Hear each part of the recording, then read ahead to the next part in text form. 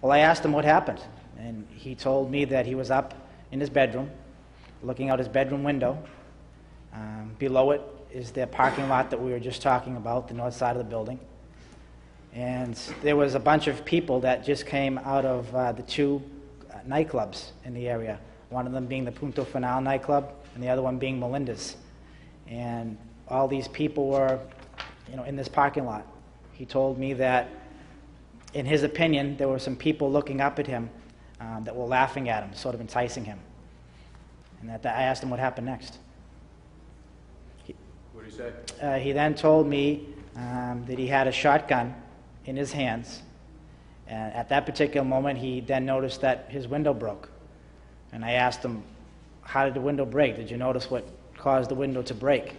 And he said, no, I didn't know.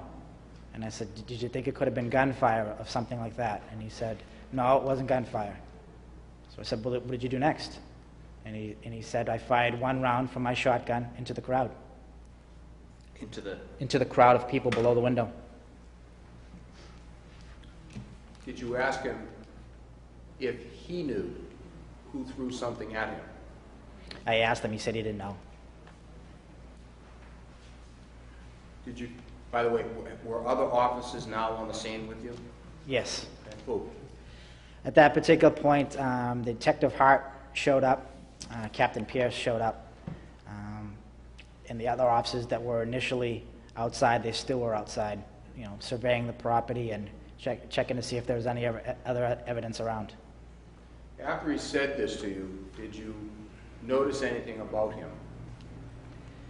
Yeah, he was kind of emotional. He started out pretty stable, but it appeared to me that he had been drinking. I could smell it on his breath, an odor of alcohol on his breath. His emotions were kind of unstable. He started out, like I said, he started out pretty calm, but then when he described the incident, he started to break down and cry a bit, and then he pulled it together, and then he started to cry again. So it was kind of up and down. At some point, did officers respond from the parking lot side of the home to where you were? Yes. And did they inform you as to what they found on the other side of the parking lot? Yes, Lieutenant Conway came around, and he told me that, in fact, the round that was fired from the defendant happened to strike at least one person, maybe two. As a result of that, did he direct you to do something to the defendant? Yes, he advised me to place the defendant under arrest. Did you do so? Yes. Now, throughout this time, did you continue the conversation with the defendant? Yes, at that time, I asked him, basically it was a general conversation, it was pretty casual. He just went on to talk, and he's then stated to me that the reason why he felt he had to fire the round was, he pointed to an incident back in 2004 in which he stated that we, the Lawrence police, had to extract some bullets from the side of his home.